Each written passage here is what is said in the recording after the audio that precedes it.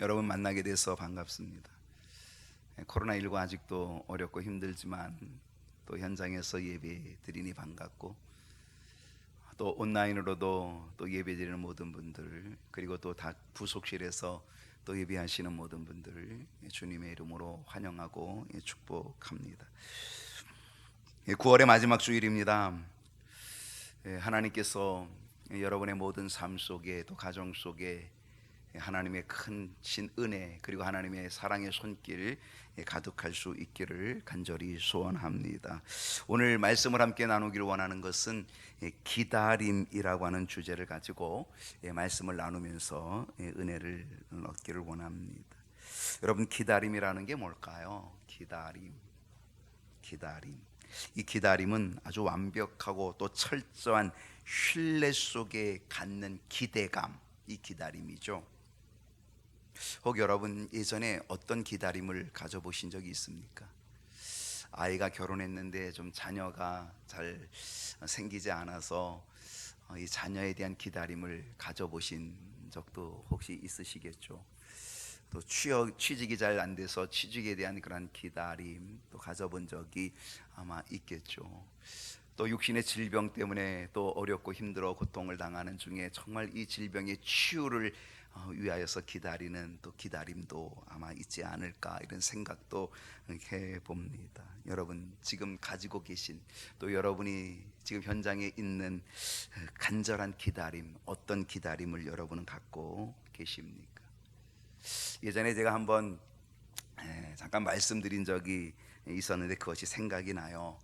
옛날에는 데이트를 하면은 주로 어디서 데이트했냐? 학생들은 빵집에서 했고 어른들은 다방에서 했습니다. 요즘은 다방 시절이 잘 아닌데, 그런데 복고풍이 일어나서 요즘 다방도 이렇게 곳곳에 생기죠. 그 백종원 씨가 만든 백다방 이것이 또 요즘 대단한 인기를 가져오고 있습니다만은요. 아무튼 저희 때는 그래도 다방 시대였던 것, 지금도 기억을 합니다. 그래서 다방에서 주로 만남을 가졌지요. 그 다방의 이름들이 기억나십니까? 숙다방도 있고 영다방도 있고 그리고 약속 잘 지키라고 약속다방도 있고, 조금 약간 촌스러운 이름은 사거리다방 삼거리다방 이런 다방 이름이 있습니다. 우리 부평구에도 청천동에 아주 이름이 있는 유명한 다방이 하나 있습니다. 여러분 혹 아시나요? 이거 어떻게 잘 아시네.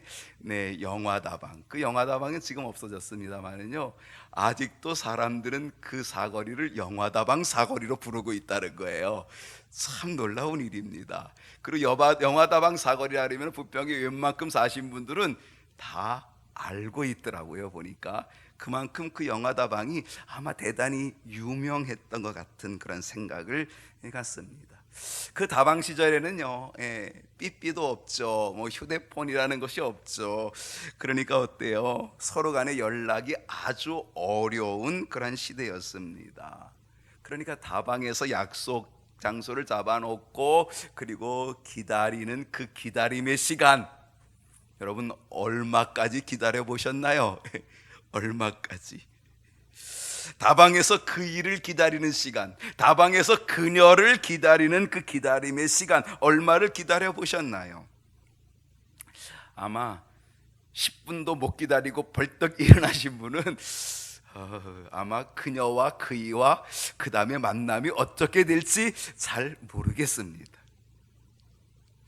어떤 분은 30분 만에 그냥 킥 일어나 버리는 분도 있고, 어떤 분은 1시간 만에 그냥 킥 일어나 버리는 분도 있어요. 그런데 2시간씩, 3시간씩, 4시간씩 커피 한 잔씩 켜놓고 그이가 오기를, 그녀가 오기를, 올 때까지 기다리는 그 기다림을 가졌던 그 사람, 여러분 그 기다림이 뭘까요? 그것은 믿음 아니겠습니까? 그것은 그 사람에 대한 신뢰 아니겠습니까? 만약에 내가 그 일을 믿지 못하면, 내가 그녀를 믿지 못하고 내가 그녀를 신뢰하지 못한다라고 한다면, 아마 그냥 약속 장소, 약속 시간 그냥 10분, 20분 지나면 금방 그리고 일어나 버리고 말 겁니다. 그리고 그 다음은 어떻게 될지 잘 모르겠어요. 신뢰하면, 믿음이 있으면 그리고 철저히 믿는다면 얼마든지 기다릴 수 있다는 것, 그게 뭐예요? 기다림이죠. 그게 바로 신뢰도라고 하는 사실입니다. 얼만큼 기다려 보셨어요? 성경에 많은 인물들을 보게 되면은요, 그 인물들 앞에 붙여지는 수식어라는 게 있어요. 그리고 그 어떤 인물을 얘기하면 그 인물에 대한 이미지가 딱 떠오르는 그런 귀절들이 있게 되는 것을 우리가 보게 되죠. 예를 들어 볼까요? 여러분, 아브라함 하면 어때요? 아브라함 하면 딱 떠오르는 게 뭐예요? 아브라함은 믿음의 조상이라는 거죠. 그렇죠. 아브라함은 믿음의 조상이 되는 거죠. 또 이삭은 어떻습니까? 이삭은 순종의 사람이지요. 야곱은 어떤 생각이 듭니까? 발뒤꿈치를 잡은 자, 약삭 빠른 자, 욕심꾸러기, 기독군, 뭐 이런 여러 가지 칭호들을 만들어낼 수 있을 것입니다. 요셉은 어때요? 요셉은 꿈의 사람, 꿈꾸는 사람. 욥은 어떻습니까? 욥은 인내의 사람. 룻은 효성의 여인이지요. 에스더는 어떻습니까? 에스더는 결단의 사람, 민족을 구원하는 결단의 사람, 기도의 여인이라고 그렇게 보여지지요. 엘리야는 하나님의 사람으로, 또 바울은 나의 택한 그릇이라고 하는 칭호를 얻게 되었던 것을 우리는 보게 됩니다. 그렇다면 여러분, 다윗은 어떤 수식어를 가지고 있을까요? 다윗에게 붙여진 수식어를 여러분 혹시 알고 계신가요? 다윗은 어때요? 하나님의 마음에 합한 사람이라는 수식어를 가지고 있다는 것입니다. 저는 너무 부러워요. 다윗이 너무 부러운 거죠. 하나님의 마음에 합한 사람. 사실 믿음의 조상? 그것도 얼마나 멋진 겁니까? 하나님의 사람 얼마나 멋진 겁니까? 나의 택한 그릇 얼마나 멋집니까? 꿈꾸는 사람 참 좋지요. 그런데 저는 이 다윗에게 붙여진 이 칭호는 너무너무 탐나요. 하나님의 마음에 합한 사람. 여러분, 다윗이 하나님의 마음에 합한 이유가 무엇이었을까요? 어땠길래, 다윗이 무엇을 어떻게 했길래 하나님의 마음에 합한 사람이라고 하는 이 칭호를 들을 수 있었을까요? 저는 거기에는 몇 가지 이유가 있다라고 생각을 합니다. 그 이유 중에 하나는 다윗이 늘 가졌던 찬양, 다윗이 늘 드렸던 기도라고 생각을 해요. 여러분, 시편에 나타난 다윗의 노래, 다윗의 시, 다윗의 기도는요 굉장히 많아요. 그런데 이 다윗의 이 시편 가운데 아주 유명한 시편 하나가 있어요. 그 시편이 뭐예요? 시편 23편이에요. 여러분 다 암송할 수 있죠. 여호와는 나의 목자시니 내게 부족함이 없으리로다.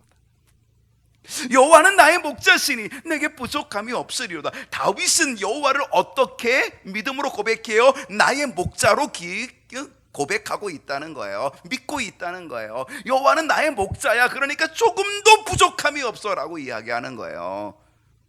어떤 사람은 이렇게 말할지 몰라요. 목사님, 나도 그렇게 고백할 줄 알아요 라고 말할 수도 있을 거예요. 아마 여러분이 그럴 거예요. 목사님, 나는 지금도 그렇게 고백하고 있어요 라고 그렇게 말할지 몰라요. 그런데 여러분, 정말로 여러분의 상황이 괜찮을 때에는 이렇게 말할 수 있을 거예요.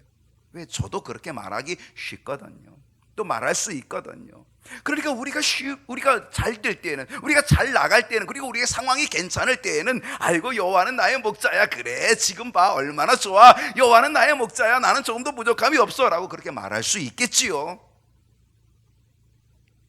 근데 다윗이 이 시편 23편을 고백하게 되어질 때, 이것을 기도하고 이것을 찬송하게 될 때에 다윗의 상황은 결코 좋은 게 아니에요. 다윗의 상황은 정말로 어려웠어요. 아주 심각했어요. 그는 쫓기고 쫓기는 상황 속에서 이러한 고백을 갖게 되었다는 사실이죠. 그는 사망의 음침한 골짜기 속에서조차도 여호와는 나의 목자라고 고백할 수 있는 이 고백이 그에게 있었다는 사실이지요.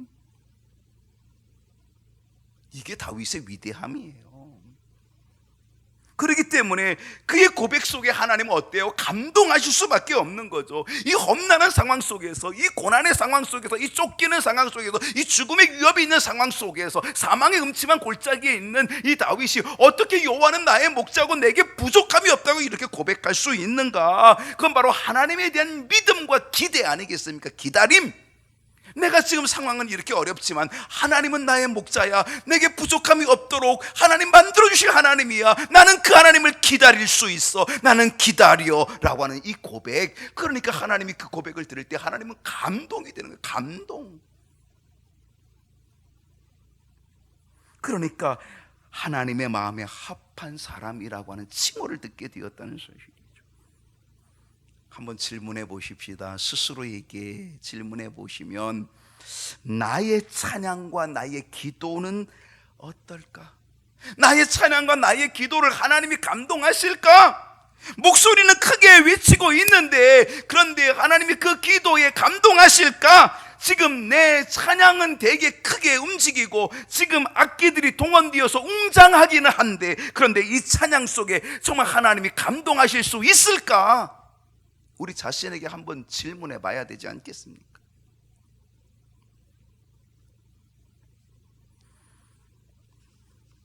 다윗이 하나님의 마음에 합한 이유가 있다면 뭘까요? 그것은 사모함 때문입니다. 다윗은 하나님의 임재를 사모하는 사람이었습니다.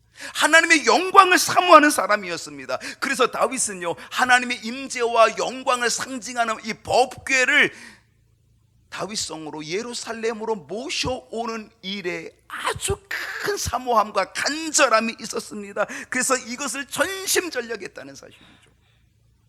여러분, 법궤를 모셔올 때 어떻게 모셔왔습니까? 뺀 물이 3만 명, 얼마나 큰 인원입니까? 3만 명이 얼마나 큰 인원입니까? 뺀 물이 그 고른 사람들이죠.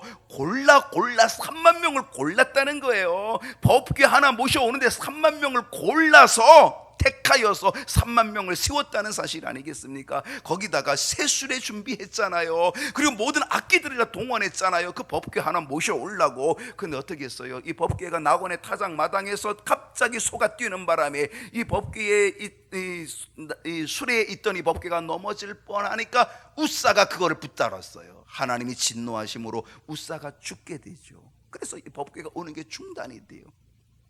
얼마나 가슴 아픈지 다윗이.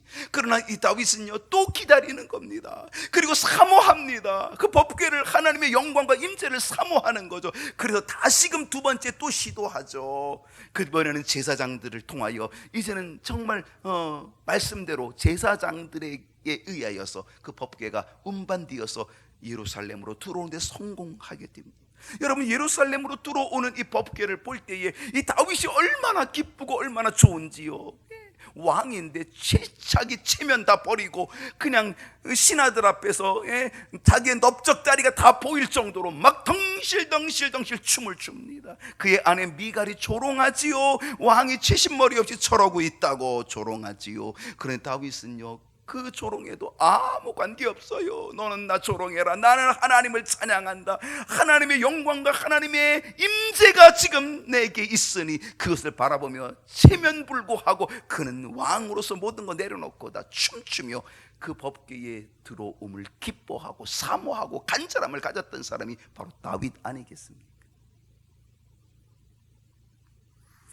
이 다윗은요, 하나님의 법궤를 모시는 일에 전심전력하고 사모함이 있었을 뿐 아니라 이 다윗은요, 하나님의 성전에 대한 사모함이 있었어요. 성전에 대한 사모함, 그래서 성전을 건축하는 그런 사모함의 열정이 아주 대단했던 거죠. 다윗이 늘 가졌던 마음이 뭔지 아십니까? 나는 왕이라, 나는 이렇게 좋은 집에 사는데, 나는 백향목궁에 거하고 있는데 하나님의 법궤는, 하나님의 궤는 휘장 안에 있도다, 천막 속에 있도다. 이것이 다윗의 마음이었다는 사실이죠. 하나님의 선을 사모하는 그 마음, 그 크기가 얼마나 놀라웠는지. 너무 죄송한 거죠. 나는 백향목궁에 거하는데 하나님의 법궤가 어떻게 천막 속에 있을 수 있겠는가. 그래서 성전을 지어드리겠다. 근데 하나님이 너 피를 많이 흘려서 안 돼, 내 아들에게 지어주도록 할게. 사실은 허락은 못 받았지만 아들이 허락을 받았긴 했지만은요, 이 다윗은 모든 준비를 다 아들이 할 수 있도록 준비해 놓고 갖춰 놓았잖아요. 성전 건축에 대한 모든 준비를 다 갖춰 놓은 거지요. 성전을 사랑하는 이 다윗의 사모함의 열정은 대단히 크고 놀라운 거예요. 이게 다윗의 마음이었고 중심인 거죠. 여러분, 오늘 우리가 하나님의 임재를, 하나님의 영광을 얼만큼 사모하고 있는지 한번 우리 자신을 한번 돌아볼 필요가 있다라고 하는 사실입니다.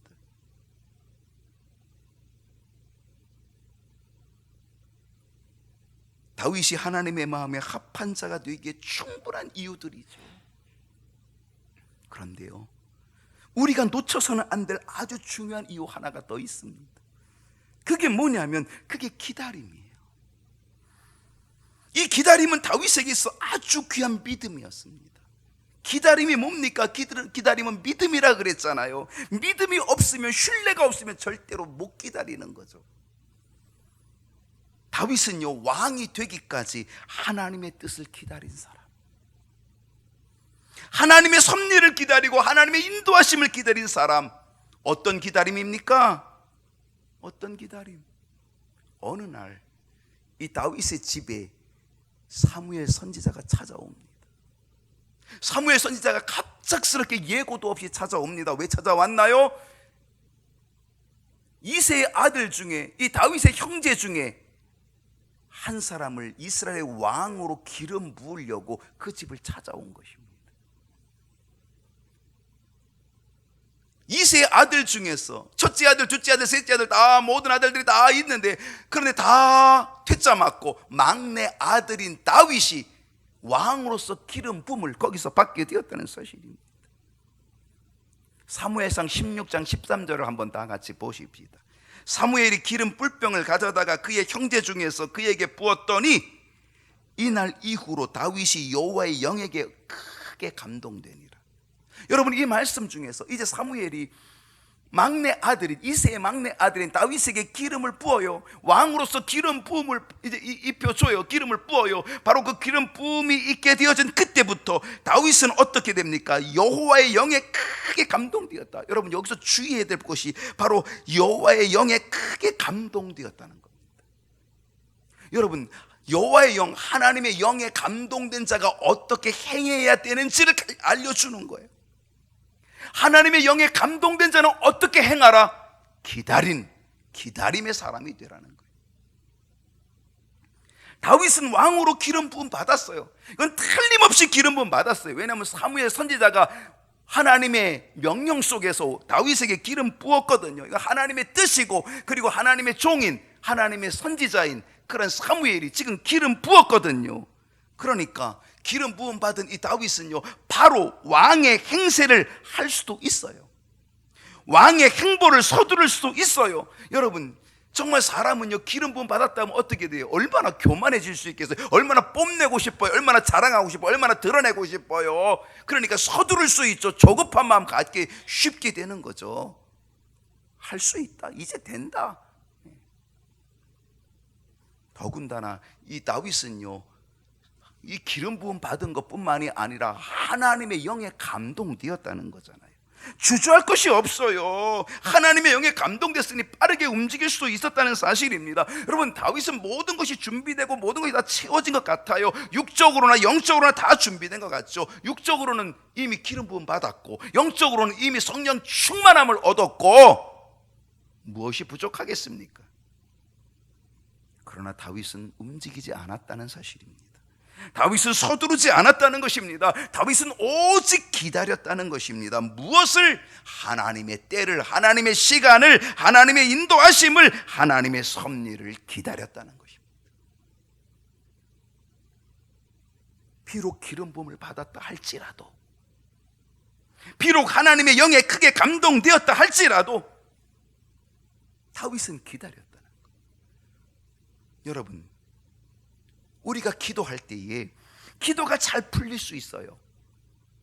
우리가 기도할 때에 기도 속에 확신을 가질 수 있어요.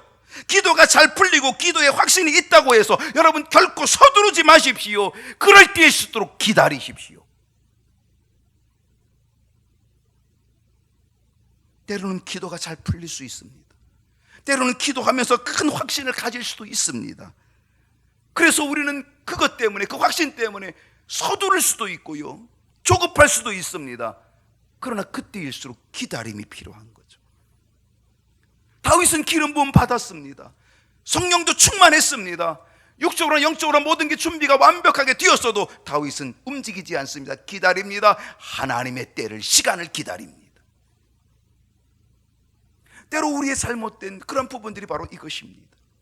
우리가 기도의 응답이 되어지는 것처럼 느껴지고 확신이 있게 되어지는 바로 그런 때에 우리는 인간적인 방법으로 조급하게 서두를 때가 있다라고 하는 사실이지요.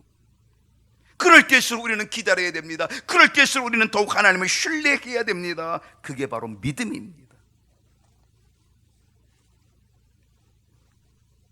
어떤 기다림인가요?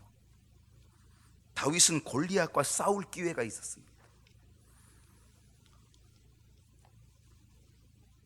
블레셋과의 전쟁이 벌어지게 되었는데 어느 날 아버지가 다윗을 부릅니다. 그리고 다윗에게 심부름을 시킵니다. 야, 형들이 지금 블레셋과 싸우는 전쟁터에 나갔는데 형들이 잘 있는지 좀 안부 좀 내가 좀 알아보고 와라. 그리고 형들에게 줄 음식 이거 형들에게 좀 갖다 줘라. 그러면서 아버지가 형들에게 줄 음식을 싸주고 그리고 형들의 안부를 물어오라고 심부름을 시킨 거지요.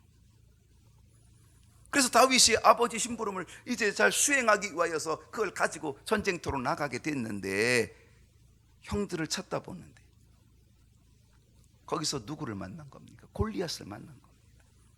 바로 그 시간에, 그 타임에 골리앗이 딱 나타나가지고 하나님을, 거룩하신 하나님을, 이스라엘의 하나님을 막 모욕하는 거죠. 욕하는 거죠. 멸시하는 거죠. 조롱하는 거죠. 더구나 하나님의 백성, 이스라엘 백성, 택한 백성을 막 멸시하는 그런 일이 벌어지게 되죠. 그걸 딱 다윗이 들어요. 그것을 듣는 순간에 다윗의 마음에 막 감동이 오기 시작을 합니다. 그리고 결단을 갖게 됩니다. 그 사무엘상 17장 26절 이 하반절을 보게 되면 뭐라 그랬습니까? 이 할례받지 않은 블레셋 사람이 누구이기에, 이 할례받지 않은 블레셋 사람들이, 저 이방민족 누구이기에, 도대체 누구이기에 살아계신 하나님의 군대를 모욕하겠느냐? 결국 다윗이 결단을 하고 그리고 전쟁터에 나간 이제 형들의 안부를 물으러 갔던 이 다윗이 결국은 그 전쟁에 참여하는 자가 되어서 그래서 하나님의 이름을 의지하고 물맷돌 가지고 골리앗 앞에 나가는 그런 일이 벌어지게 되고, 그리고 그 물맷돌을 날려서 골리앗을 쓰러뜨리고, 칼이 없으니까 골리앗이 가지고 나온 골리앗의 칼을 빼다가 골리앗의 머리를 친 거지요. 다윗은 한순간에 민족을 구원하는 영웅이 됩니다. 다윗은 한순간에 나라를 구원하는 영웅이 됩니다. 이스라엘의 최고의 장수가 됩니다. 실상 장수감은 형들이었거든요. 사무엘이 반할 정도로 엘리압, 쌈마 그런 장수꾼들이 있었거든요. 그런데 그 형들은 다 벌벌벌 떨고 있는데, 그런데 다윗이 나가서 이기고 승리한 것 아니겠습니까? 결국 다윗은 골리앗을 쳐 죽이는, 그리고 전쟁에 승리하는, 나라를 구원하는 최고의 장수가 되고 영웅이 되었다는 사실입니다. 거기다 보너스도 있었어요. 무슨 보너스가 있었습니까? 골리앗을 쳐 죽인 자에게 걸어놓은 상품이 있었어요. 왕의 상품, 그것이 바로 왕의 사위가 되는 것입니다. 그 보너스가 있었어요. 신분이 바뀝니다. 이제는 왕족이 되는, 왕족의 반열에 들어가는 그런 보너스도 얻게 된 것입니다. 더군다나 그때 여인들이 외치는 외침이 있었습니다. 외침이 뭐라고 외치나요? 사울이 죽인 자는 천천히요, 다윗은 만만히로다. 여러분, 현직 왕이 누구예요? 사울 왕이에요. 그러면 사울 왕에게 잘 보여야 되고 사울 왕에게 뭔가 아부해야 될 그런 사람들, 그런데 왕 앞에서 뭐라고 얘기해요? 사울이 죽인 자 천천, 다윗은 만만. 이야, 이거 기가 막힌 일 아닙니까? 왕을 제껴버리는 상황이 온 거죠. 왕보다 앞서가는 상황이 오게 된 거죠. 다윗에게 있어서는 이거보다 절호의 찬스, 절호의 기회가 어디 있겠습니까? 이제 백성들의 인기도 한 몸에 다 받고 있지 않습니까? 더군다나 사울왕조차도 이렇게 말했습니다. 그 여인들의 이야기를 듣고 사울이 죽인 자 천천, 다윗은 만만이라고 하는 이 이야기를 듣고 이 사울 왕조차도 다윗이 이제 얻을 것은, 다윗이 더 얻을 것은 저 인기 말고 더 얻을 것은 이 나라 말고 무엇이겠느냐. 사울 왕조차도 그렇게 이야기할 정도였다는 거죠. 그때부터 이 다윗을 사울 왕이 주목해 보기 시작했다는 거죠. 여러분, 이 정도 되면은요, 여기에는 멋진 합리화가 생길 수도 있다는 겁니다. 어떤 합리화입니까? 그래, 봐봐, 이거는 하나님이 주신 기회야, 하나님이 주신 찬스야. 이미 나는 기름 부음 받았잖아. 사무엘 선지자로부터 기름 부음 받았잖아. 그리고 나는 지금 성령의 감동, 충만한 성령의 감동도 얻었잖아. 그러니 지금 왕이 될 절호의 찬스야 라고 움직일 수 있지 않겠습니까? 그러나 다윗은 움직이지 않았다는 거죠. 다윗은 서두르지 않았다는 것입니다.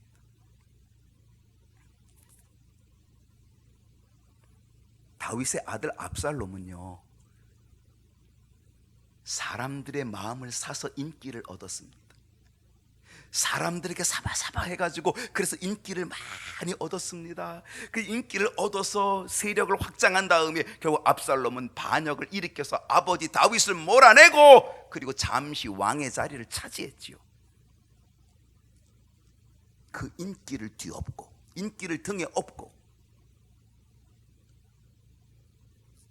여러분, 압살롬이 그 정도로 할 수 있었다라고 한다면 다윗은 지금 사울이 죽인 자 천천, 다윗은 만만이라고 외치는 이 여인들의 외침 속에 이미 모든 백성의 마음은 다 다윗에게 있다는 사실을 보게 되는 거죠. 이때 다윗이 조금만 치고 나가면 왕을 제껴버리는 거죠. 금방 왕이 되어버릴 수 있는 상황이 오게 되는 거죠. 그러나 다윗은 인간적인 방법 사용하지 않아요. 움직이지 않아요. 다윗은 기다려요. 왜 그랬을까요? 그것이 바로 하나님을 굳게 신뢰한 믿음, 기다림이었다는 거죠. 근데 여러분, 정말 안타까운 것은요, 다윗은 이 기다림 때문에 다윗은 그때부터 엄청난 고난의 가시밭길을 걸어갑니다.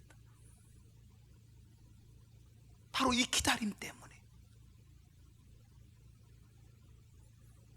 오히려 기다림은 하나님에 대한 신뢰 아니고 믿음 아니겠습니까? 그런데 바로 이 기다림 때문에 다윗은 엄청난 위기에 몰리게 됩니다. 이때부터 사울 왕이 다윗을 죽이려고 합니다. 모든 계획을 다 세웁니다. 그래서 다윗은 그때부터 쫓깁니다. 미친 짓을 하여서 간신히 그의 생명을 얻을 정도로 쫓기는 그러한 비참한 길을, 죽음에 이르는 그러한 상황까지도 가는 그러한 길을 걷기 시작하게 되었다는 사실입니다.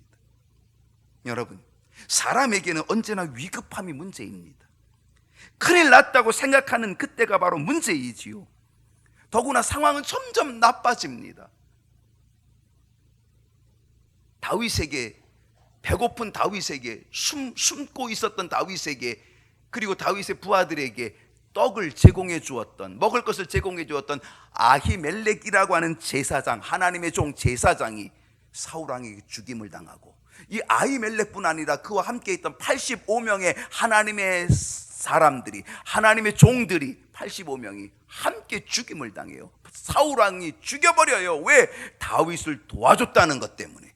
다윗을 도와준 것 때문에. 아니, 떡을 좀 준 거, 배고픈 자에게 떡을 좀 준 거고요, 골리앗 칼을 하나 준 것밖에 없는데, 그것 때문에 다윗을 도와줬다는 그러한 명분하에 이 아히멜렉과 85명의 하나님의 종들을 사울왕이 죽여버리는 그런 일이 벌어집니다. 거기다가 군사를 총동원해가지고 다윗을 추격해 옵니다. 그 점점 좁혀 들어오고 있다는 겁니다. 이제는 시간이 없어요. 이제는 점점 조급해질 수밖에 없는 상황이 오게 되었다는 사실입니다. 여러분, 이런 때에 어떤 마음 들겠습니까? 내가 그때 그냥 해버렸어야 되는데, 그때 인기 좋을 때, 사울이 죽인 자 천천, 다윗 만만, 이럴 때 내가 확 해버렸어야 되는데, 아이고, 그 기회를 내가 놓쳐가지고 괜히 지금 이 엄청난, 나쁜 말로 하면 개고생하고 있다. 정말 이 죽을 고생하고 있다. 아마 다윗은요, 내가 왕으로 기름 부음 받은 것, 이거 무용가? 이거 꽝인가?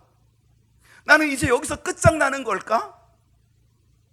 이제 하나님도 나를 떠나신 걸까? 별의별 생각이 다 들 수도 있지 않겠습니까? 이상하게도 사람들은 조급해지면은요, 실수하게 되고, 조급해지게 되면요, 악수를 두게 되죠. 여러분, 바둑을 둘 때에 여러분 초읽기라는 게 있죠. 초읽기.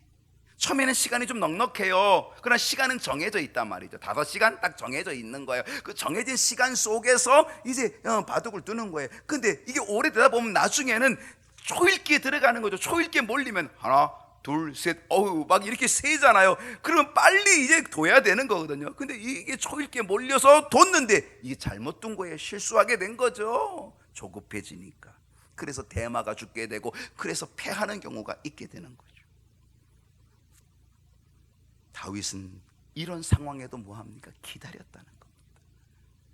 정말로 그 조급한 상황 속에 다윗은 기다립니다. 인내합니다. 왜? 하나님을 신뢰했기 때문에. 지금 죽음이 몰려오고 있고 사망의 음침한 골짜기를 걷고 있는 상황 속에서도 이 다윗은 하나님을 신뢰하고 기다렸다는 것, 이게 다윗의 믿음 아니겠습니까?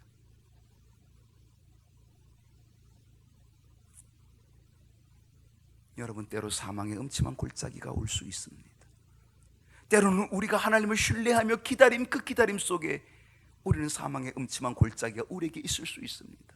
그때도 조급하지 마십시오. 그때도 다윗을 기억하십시오. 다윗이 어떻게 하나님을 신뢰하며 기다렸는지를 여러분 기억하십시오. 그리고 그 하나님을 만나십시오.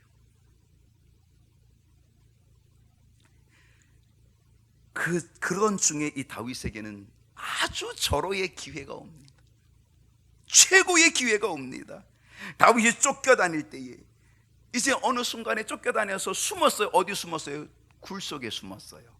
부하들하고 굴 속에 숨었는데, 급하게 숨었는데, 그런데 사울 왕이 군사들과 함께 다윗을 추격하다가 너무 피곤해져 가지고, 그래가지고 아유, 낮잠 좀 자야 되겠다. 그리고 굴 안에 들어온 거예요. 그 굴 안에서 낮잠을 쿨쿨 자고 있는 거예요. 그때 신하들이 뭐라 그래요? 죽이십시다. 기회, 하나님이 주신 기회니까 죽입시다. 여러분, 이 기회가 한 번이었어요? 아니, 2번씩이나 있었어요. 놀라운 일입니다. 2번씩이나. 다윗은 2번씩이나 사울왕을 죽일 기회가 이렇게 오게 된 거지요. 또 자기 자신이 죽이는 게 아니라 부하들이 대신 죽여주겠다는 거예요. 당신은 손에 피 묻히지 말고 우리들이 다 알아서 해주길 테니까 허락만 하십시오. 그럼 우리가 그냥 단칼에 사울왕을 죽이고 당신 왕이 되는 것 아닙니까? 우리 이 고생 다 끝나는 것 아닙니까? 라고 하는 거죠. 여러분, 바로 이런 때 얼마나 멋진 합리화가 우리에게 있을 수 있겠습니까? 이거 조심해야 됩니다. 이거야말로 하나님이 주신 절호의 기회야. 봐, 우리가 이렇게 고생하고 기다렸더니 하나님이 기회를 주셨잖아. 사울왕을 죽일 수 있는 기회를 주셨잖아. 그러나 다윗은요, 부하들을 말리고 또 말립니다. 2번씩이나, 그것도 바보같이 말립니다. 아니, 한 번은 그렇다고 하십시다. 근데 2번씩이나 기회를 줬으면 그때는 해야지요. 그렇게 계속되는 핍박과 쫓김이 계속되는 것 아닙니까? 아마 다윗도 2번째는 해치우고 싶은 생각도 들었을런지도 모르겠습니다. 왜? 부하들이 죽여주겠다는데, 단칼이고 한 번이면 끝장나는데, 모든 고생 다 끝나는데, 여러분, 꿈도 2번 꾸면 확실한 것 아닌가요? 꿈도 2번 꾸면 확실한데 하나님이 2번씩이나 기회 준 것, 이건 정말 하나님이 분명히 우리에게 주신 찬스 아니겠냐? 그런데도 불구하고 다윗은 말려요. 부하들을 설득해서 말려요. 다윗의 마음의 중심은 조금도 흔들림이 없었다는 사실이죠. 다윗은 이렇게 고백했습니다. 사무엘상 24장 6절을 보게 되면, 내가 손을 들어 여호와의 기름 부음을 받은 내 주를 치는 것은 여호와께서 금하시는 것이다. 여호와께서 금하시는 것이다. 그는, 이 사울 왕은, 그는 여호와의 기름 부음을 받은 자가 됨이니라. 비록 우리의 적이지만, 왼수 같은 사람이지만, 인간적으로는 못된 왕이지만, 그러나 그는 여전히 하나님의 기름 부음 받은 자라고 하는 것을 다윗은 인정한 거예요. 이게 다윗의 중심입니다. 그 중심 때문에 다윗은 기다리고 기다렸다는 것이죠. 다윗은 정말 너무 멋진 다윗이었습니다. 인간적으로 왼수 같은 사람, 안 되면 쌤통이다, 잘 됐다, 우리 그러지 않습니까? 그런 다윗은 자기를 죽이려고 그렇게 군사를 몰고 달려오는 이 사울 왕, 정말 원수 같은 정말 악한 왕 사울 왕, 그러나 그도 하나님께 기름 부음 받은 자라고 하는 것 때문에 다윗은 기다리고 기다렸다는 소리. 정말 멋진 마음, 그 중심이, 그 마음이 너무 멋진 마음. 그러니까 하나님의 마음에 합한 사람 되는 것 아니겠습니까? 다윗은 하나님께 정말 맡긴 사람입니다. 하나님의 손, 그 손에 맡긴 거죠. 자신의 손을 움직이지 않습니다. 하나님의 손이 움직여질 때까지 다윗은 기다렸다는 거죠. 결국 다윗은 그 기다림 속에 하나님의 손이 나타나는 것을 보게 되는 것. 블레셋과의 전쟁에서 사울 왕이 아들과 함께 죽습니다. 블레셋과의 전쟁에서 이 다윗이 자기 손이 아니라, 다윗의 손에 죽는 게 아니라 하나님은 블레셋의 손에 의해서 이 사울 왕을 죽게 만드는 것이죠.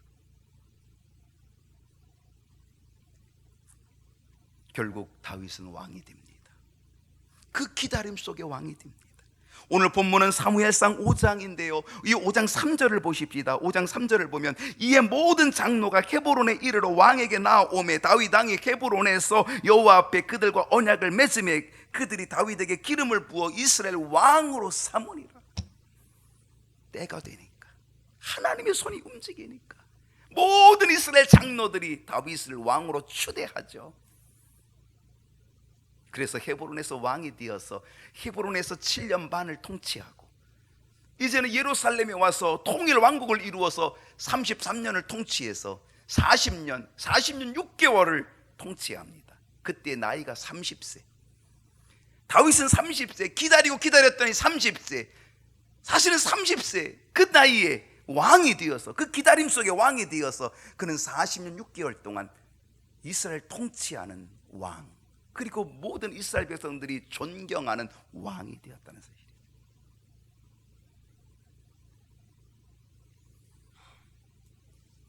하나님의 때를 기다리십시다.